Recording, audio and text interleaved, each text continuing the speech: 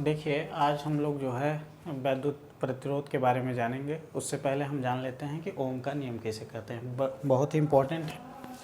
तो देखिए, ओम का नियम जो है, इसके प्रतिपादक जो थे जॉर्ज साइमन ओम थे, जो जर्मनी के वैज्ञानिक थे और इन्होंने जो है ये 1828 में इस नियम का प्रतिपादक किया था। इन्होंने 1828 में इस नियम का प्रतिपादक किया था। इस नियम को थोड़ा जान लेते हैं 1 मिनट के अंदर जो है कि ओम का नियम कहते किसे हैं। देखिए, यदि किसी चालक की भौतिक अवस्था को हम स्थिर कर दें, अर्थात भौतिक अवस्था में क्या लंबाई है, ताप है, दाब है। यदि किसी चालक की भौतिक अवस्था को स्थिर कर दिया जाए तो चालक में प्रवाहित होने वाली जो धारा होती है वो उसके सिरों पर, माने चालक के सिरों पर उत्पन्न विभवांतर के समानुपाती होती है। यही ओम का नियम है। चलिए हम लिख भी दे रहे हैं इस नियम के अनुसार। यदि किसी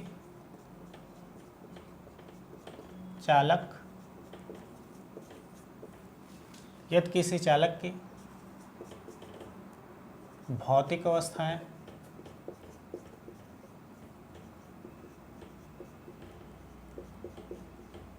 अवस्थाएं जैसे लंबाई, ताप, दाब आदि अपरिवर्तित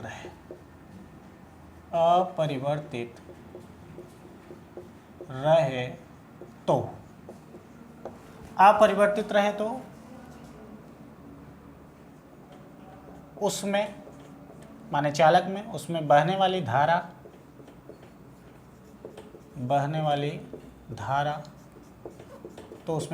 धारा आई चालक के सिरों पर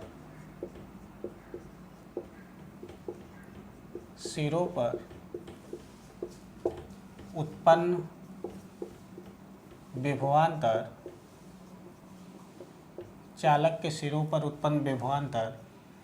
के समानुपाती होता है।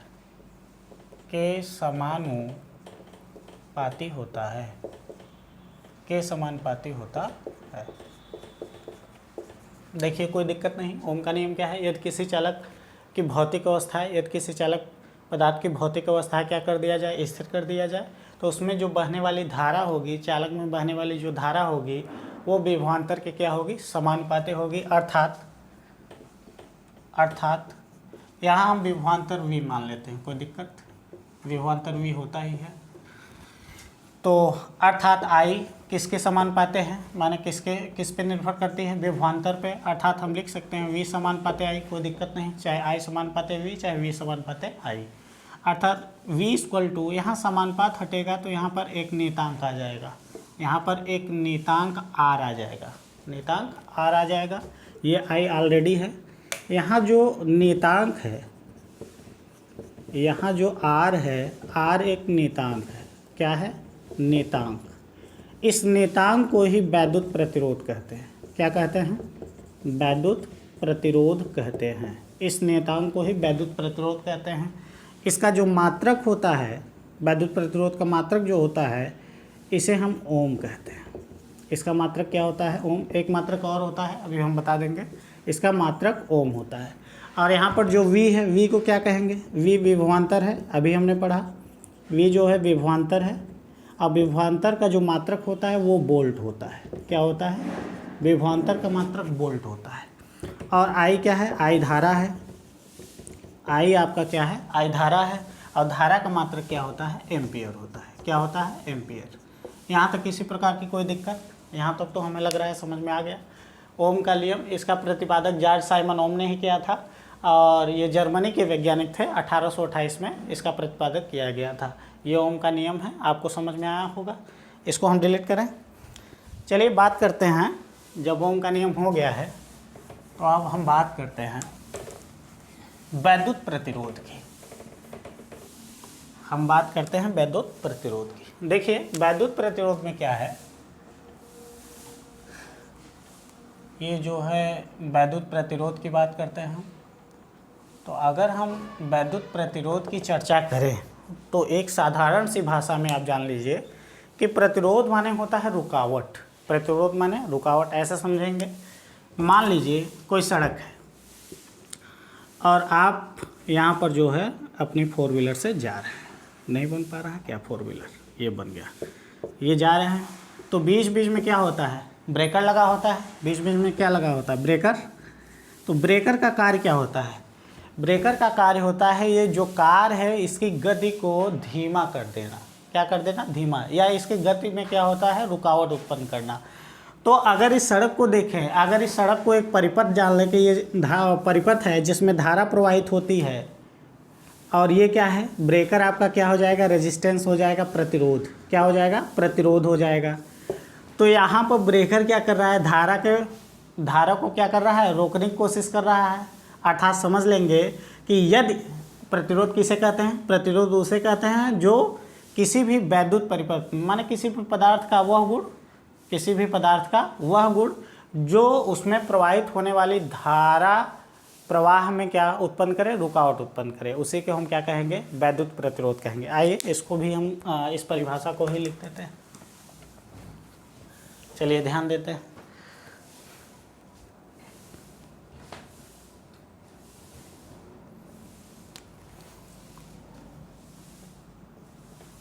किसी चालक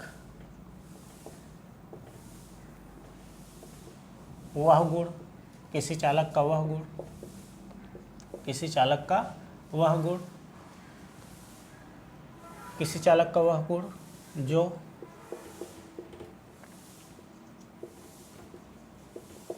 वैद्युत धारा के प्रवाह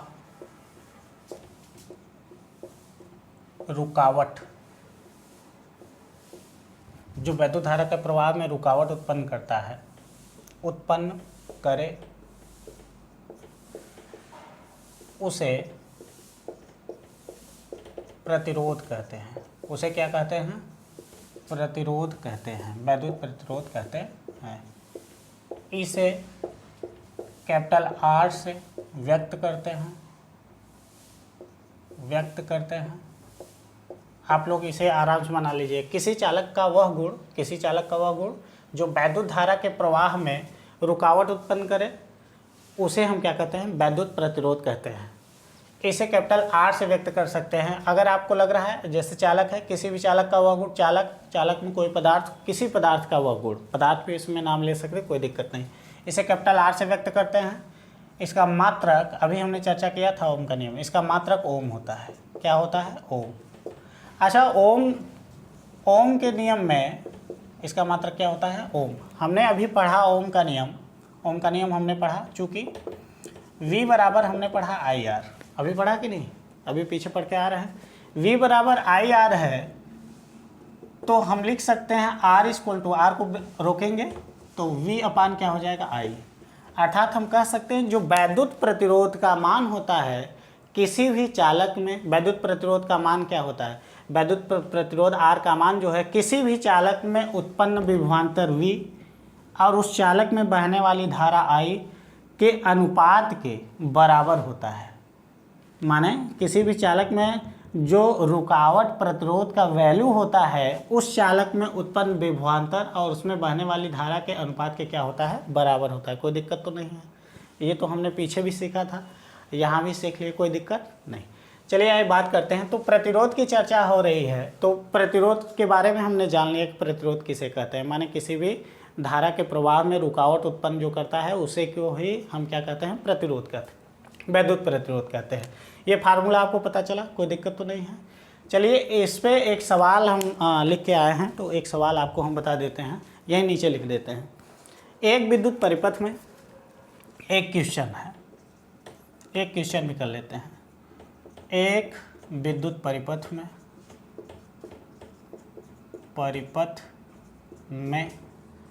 एक विद्युत परिपथ में 24 वोल्ट, बड़ा आसान सा है, कोई दिक्कत नहीं होगी। एक विद्युत परिपथ में 24 वोल्ट की बैटरी तथा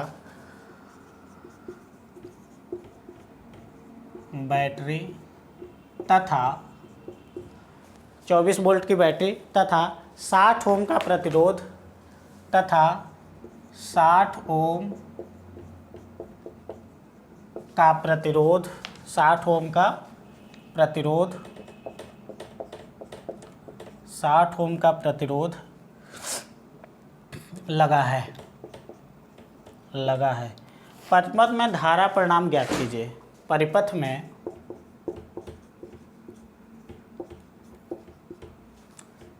धारा परिमाण ज्ञात कीजिए।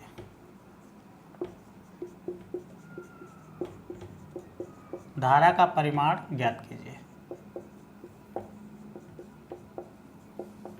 देखिए हमने आपको बताया भी किसी जो है विद्युत प्रतिरोध के बारे में बताया। आइए सीख लेते हैं। बड़ा सरल सा सवाल है, कोई भी क्वेश्चन आए सबसे पहले आप ध्यान दीजिए कि उसमें दिया क्या है।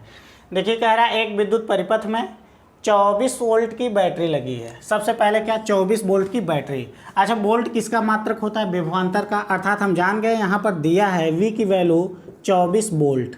क्या दिया है? V की वैल्यू क्या दिया है? 24 वोल्ट। मैंने विभवांतर दिया 24 वोल्ट की बैटरी है। अब फिर कह रहा है 60 ओम का प्रतिरोध लगा है। देखिए 60 ओम का क्या लगा है? प्रतिरोध। 60 ओम का क्या लगा है?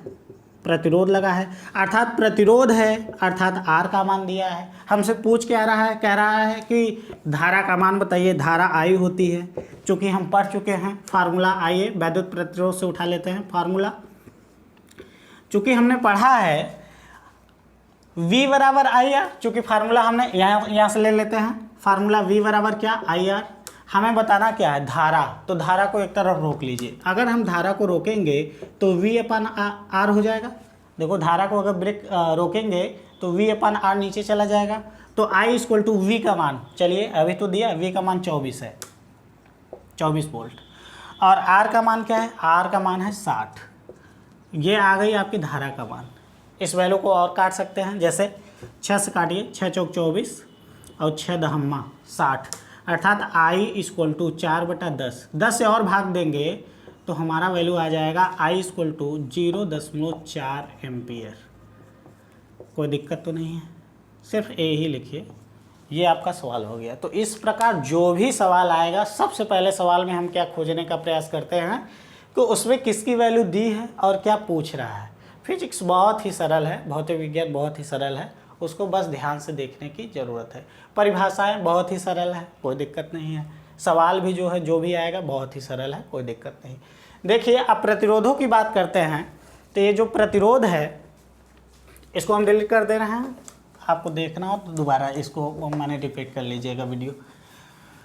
अब विद्युत प्रतिरोध में बात क्या होती है? बहुत ही इम्पोर्टेंट संयोजन जो होता है, विद्युत प्रतिरोध के संयोजन से बहुत ही इम्पोर्टेंट क्वेश्चन बनते हैं यूपी बोर्ड में, बहुत ही। तो बात करते हैं प्रतिरोधों का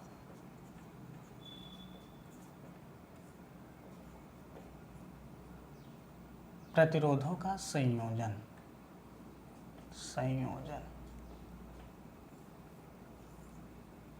देखिए ध्यान दें बच्चे, जो प्रतिरोधों का संयोजन है ये दो टाइप से होता है। एक श्रेणी संयोजन होता है, एक समांतर संयोजन होता है। तो पहले हम श्रेणी संयोजन पे बात करते हैं। देखिए पहले हम बात करते हैं श्रेणी संयोजन पे। श्रेणी प्रतिरोधों का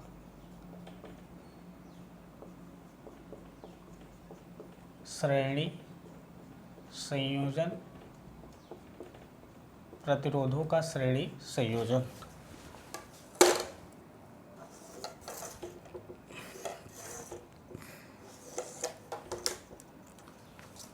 और यहाँ दूसरे तरफ लिख देते हैं प्रतिरोधों का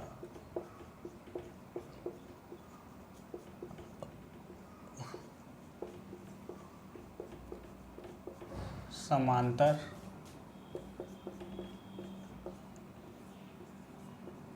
क्रम संयोजन। देखिए एक श्रेणी क्रम संयोजन है, एक श्रेणी क्रम संयोजन है, और एक क्या है? समांतर क्रम संयोजन है। तो प्रतिरोधों को जो है ये श्रेणी क्रम संयोजन और समांतर बहुत ही आसान है, ध्यान से देखेंगे बस 5 मिनट समझ में आ जाएगा। देखिए प्रतिरोधों का श्रेणी संयोजन क्या? पहले दो बातें ध्यान से देखते हैं, सुनते हैं। यदि प्रतिरोधों को हम श्रेणी क्रम में जोड़ते हैं, जब हम प्रतिरोधों को श्रेणी क्रम में जोड़ते हैं तो वहाँ पर धारा का मान समान होता है प्रत्येक प्रतिरोध के लिए, लेकिन विभवांतर क्या हो जाती है, बढ़ जाती है, अलग अलग होती है, अलग अलग प्रतिरोध के लिए अलग अलग। देखिए चित्र के माध्यम से आप समझिए, तब मैं लिखवा देता हूँ। देखिए जैसे आप चित्र को देख लेंगे तो आसानी समझ जाएंगे। आइए पहले प्रतिरोध का सिंबल समझ लेते हैं। देखिए प्रतिरोध का सिंबल ये होता है, ये ऐसा। मैंने 3 प्रतिरोध ले लिया और इसको किस क्रम में हमने जोड़ा है, श्रेणी क्रम में जोड़ा है। किस क्रम में जोड़ा है, श्रेणी। देख लीजिए एक ही लाइन में है कि नहीं, हॉरिजॉन्टल। आप मान लीजिए ये R1 है, ये R2 ओम, ये R3 प्रतिरोध हमने 3 ले लिया है। आप चाहे तो हम इसमें बैटरी भी जोड़ देते हैं जहाँ से धारा निकलेगी। चलिए जोड़ देते हैं, नहीं तो कहेंगे धारा कहाँ से प्रवाहित हो गई। देखिए जब आप बैटरी जोड़ेंगे यहाँ पर, ये प्लस है, ये माइनस, प्लस की तरफ से धारा निकलती है। अब धारा जाएगी, अब देखिए रास्ता तो एक ही है तो धारा यहाँ जाएगी। जब एक ही रास्ता है तो उसी रास्ते से धारा जाएगी और उसी रास्ते से वापस पुनः यहाँ वापस आ जाएगी। लेकिन विभवांतर क्या होगा, विभवांतर अलग, क्योंकि ये अलग प्रतिरोध है तो इसका विभवांतर अलग होगा। ये अलग है तो इसका अलग होगा, और ये अलग है तो इसका भी विभवांतर क्या होगा, अलग होगा। तो यहाँ पर 2 बातें तो अभी क्लियर हो गई। पहला क्या कि यदि प्रतिरोधों को श्रेणी क्रम में जोड़ेंगे तो धारा का मान तो वही रहेगा, तीनों प्रतिरोध में वही जाएगा, परंतु विभवांतर क्या होगा, अलग अलग होगा। अगर आप चाहें तो मैं लिखवा देता हूँ। देखिए लिख लीजिए, जब प्रतिरोधों को श्रेणी क्रम में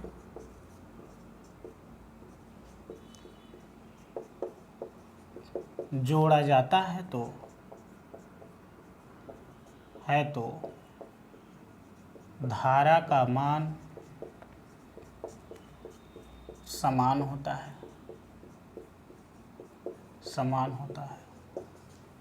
परंतु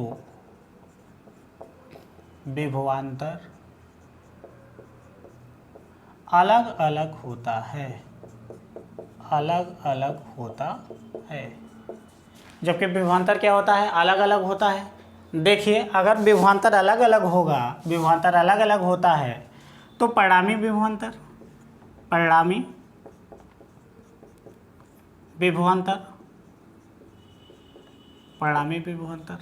V इक्वल टू क्या, V का जो मान माने कुल बैटरी जो लगी है, कुल विभवांतर का मान क्या होगा, क्योंकि वो 3 पार्ट में बढ़ गई है तो V1, V2 एंड V3। किसी प्रकार की दिक्कत, चूँकि हमने पढ़ा ओम के नियम से, अभी हमने पढ़ा किसमें, ओम के नियम में। ओम के नियम में हमने पढ़ा क्या कि V बराबर IR, पढ़ा कि नहीं पढ़ा। अगर V बराबर IR है तो V1 बराबर क्या हो जाएगा सर, V1 बराबर हम लिख सकते हैं I1 R1। सर धारा का मान तो बदलेगा नहीं, R1 के लिए I1 तो होगा नहीं, क्योंकि विभवांतर बदल रहा है तो हमने V1 कर दिया, लेकिन धारा तो समान रहेगा तो कोई दिक्कत नहीं, सिर्फ I ही लिखेंगे। अच्छा इसी प्रकार V2 बराबर क्या I2 R2 लिखेंगे, नहीं सर धारा तो नहीं बदल रही ना, धारा वही रहेगी, I ही रहेगी। और V3 इक्वल टू क्या लिख सकते हैं, IR3। चलिए आइए इन सम्मानों को हम रखते हैं यहाँ पर। V का मान हमें पता चल गया, V बराबर क्या IR, तो V1 बराबर क्या IR1 और V2 बराबर क्या IR2 और V3 बराबर क्या IR3। देखिए IR ये है, इन सब में I कॉमन है, धारा कॉमन है, तो R1 R2 प्लस R3। किसी प्रकार की दिक्कत, देखो दोनों समान है, I से I कैंसिल हो जाएगा, अर्थात R का मान R1 plus R2 plus R3 के क्या हो गया, इक्वल। अच्छा इस डेरिवेशन से, इस व्युत्पत्ति से आपने क्या सीखा, निष्कर्ष इसका निकालते हैं। चलिए देखिए, निष्कर्ष ये निकल रहा है सर कि यदि हम प्रतिरोधों को श्रेणी क्रम में जोड़ दें, प्रतिरोधों को किस क्रम में जोड़ दें, श्रेणी क्रम में जोड़ दें, तो उसका जो तुल्य प्रतिरोध होगा, जो परिणामी प्रतिरोध का मान होगा, R का मान होगा, श्रेणी क्रम में जुड़े अन्य प्रतिरोधों के योगफल के क्या होगा, बराबर होगा। कोई दिक्कत तो नहीं है, लिखवा दें क्या इसको भी। आप इसको जो है 2 बार सुनिए, एक बार मैं और बता दे रहा हूँ, ध्यान से सुनिए, समझ में आ जाएगा। देखिए मैं क्या कहना चाह रहा हूँ कि जो यदि प्रतिरोधों को श्रेणी क्रम में जोड़ दिया जाए, यदि प्रतिरोधों को श्रेणी क्रम में जोड़ दिया जाए तो उसके तुल्य प्रतिरोध का मान, उसके तुल्य प्रतिरोध का मान अन्य प्रतिरोधों के योगफल के क्या होगा, बराबर होगा। कोई दिक्कत तो नहीं है, समझ में आ। चलिए इस पे एक सवाल दिखाते हैं आपको। अगर आपसे कह दे, अभी इसको नज़रअंदाज कीजिए, यहाँ सवाल मैंने एक सवाल मैं दे रहा हूँ आपको। देखिए सवाल क्या है। अगर आपको कहे 3 ओम, 4 ओम, 6 ओम के तीन प्रतिरोधों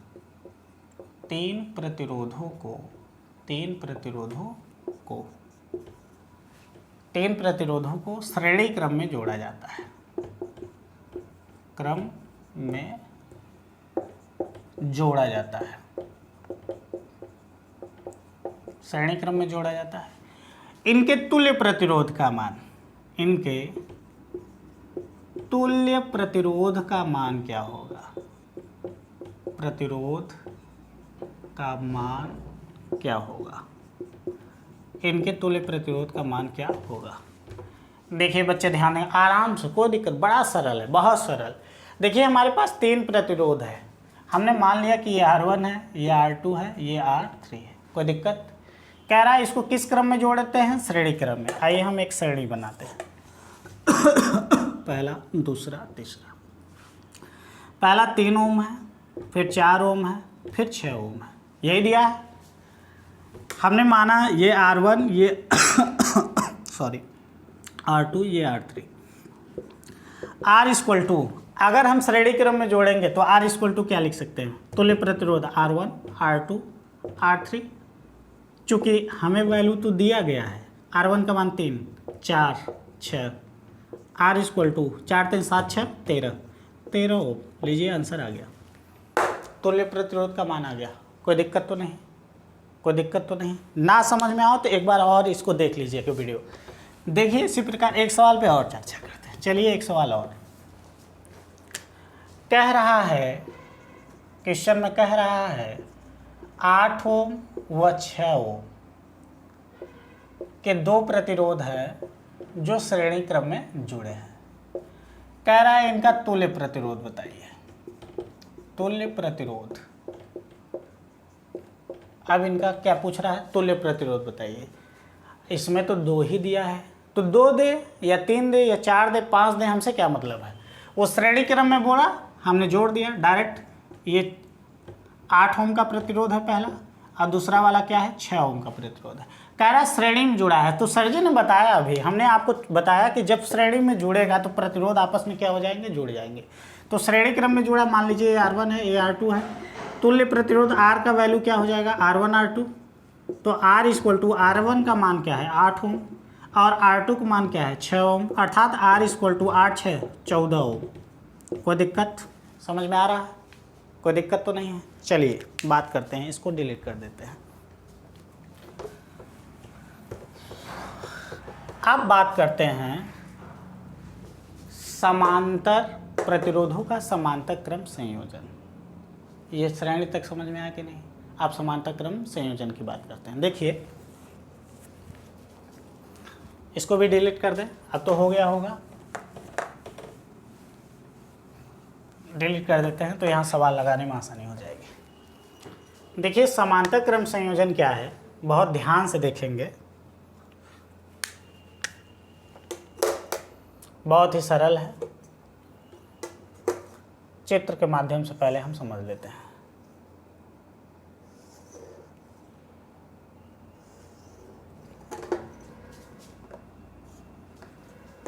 हमने समांतर 3 लाइन खींच दिया है। हम बैटरी भी जोड़ देते हैं, बैटरी जोड़ेंगे तभी धारा प्रवाहित होगा। चलिए हमने बैटरी जोड़ दिया, ये लीजिए परिपथ कंप्लीट। प्रतिरोध बैठा ले, यहाँ R1 ओम है, ये R2 ओम है, ये R3।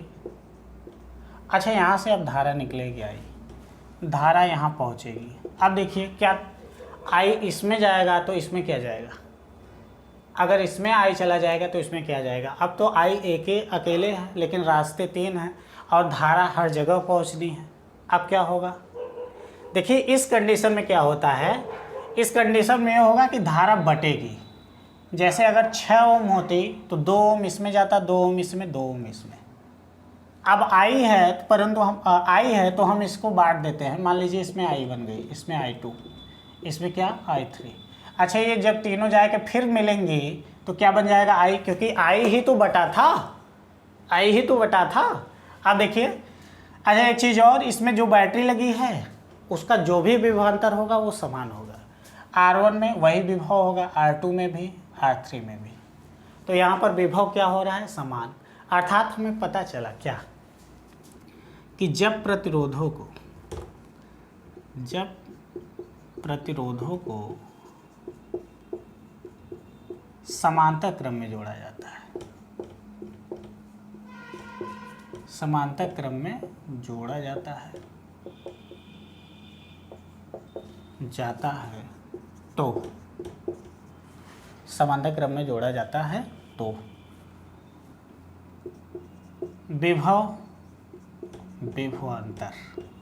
विभवांतर का मान समान होता है, विभवांतर का मान समान होता है, समान रहता है, परंतु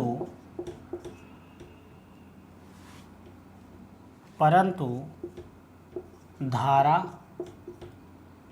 अलग अलग होती है, अलग होती है।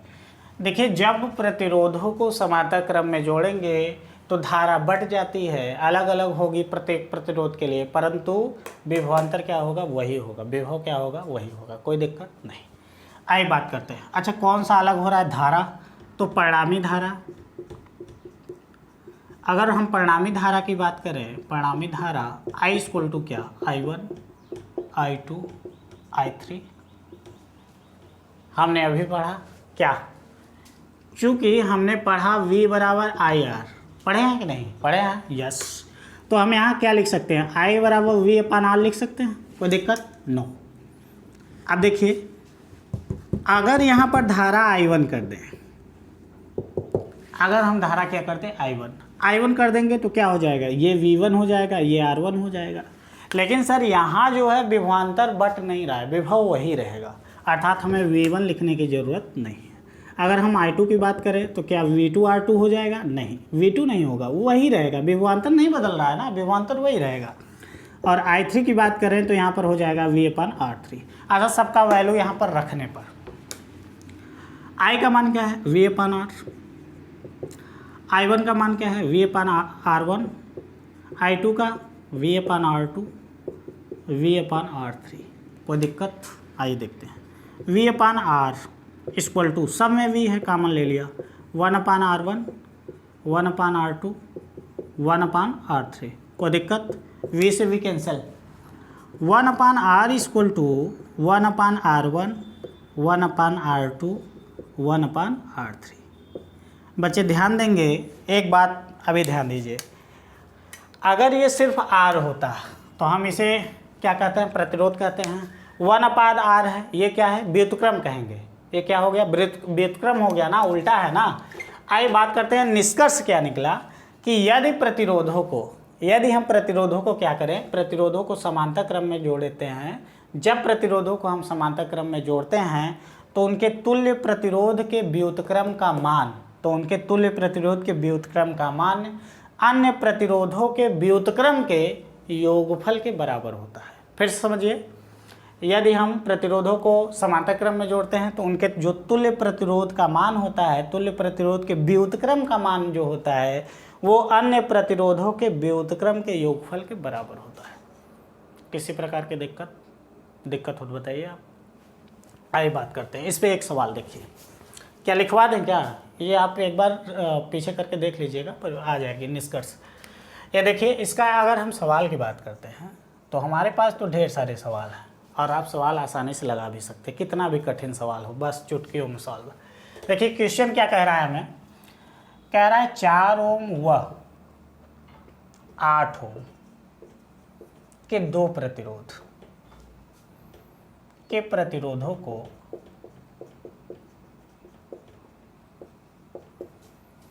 समांतर क्रम में जोड़ने पर